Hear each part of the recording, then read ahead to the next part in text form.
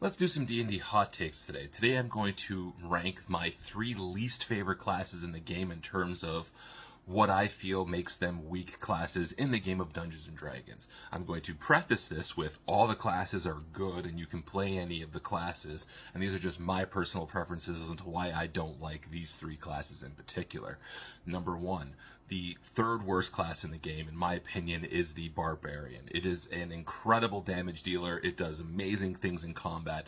My friend Sean Crit Hit the Giant is probably going to be yelling at me about this one, but I think it's the third worst class in the game, unless your Barbarian player is incredibly strong at roleplay, like Crit Hit the Giant. I'll give him the props on that.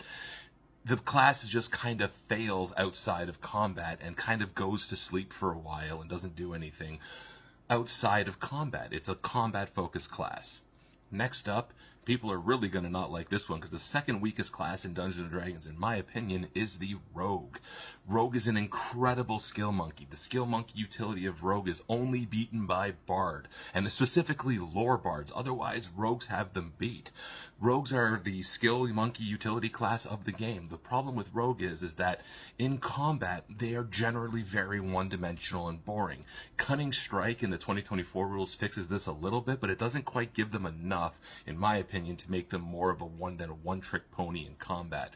For the most part, if you have an incredibly intelligent rogue player, you can see some cool things happen, but on average, rogues are, I make my attack, I'm done.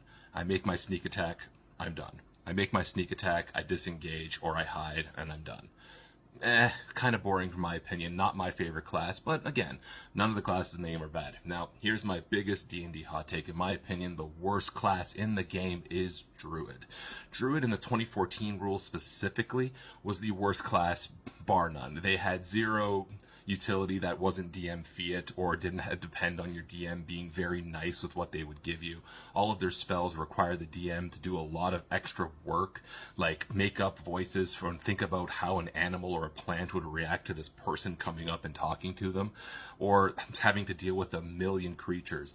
Now, I will say the 2024 Druid did fix a lot of these things. They took a lot of the fiat out of these spells and gave the Druid a lot more utility and a lot more mechanical value in the game. But other than that, I still think they're the weakest class in the game, in my opinion. And I know all the Druid players out there are going to get mad at me, but they have a lot of great flavor. But in terms of game utility, unless your dungeon master is very Druid friendly, you're not going to have the best time as a Druid. And I've seen it happen at the table, even when I wasn't DMing. I try to give Druids the benefit of the doubt. But a lot of DMs that I've seen, especially at conventions, do not. I'm Adapt. Follow me for more tips and tricks on how to play Dungeons & Dragons.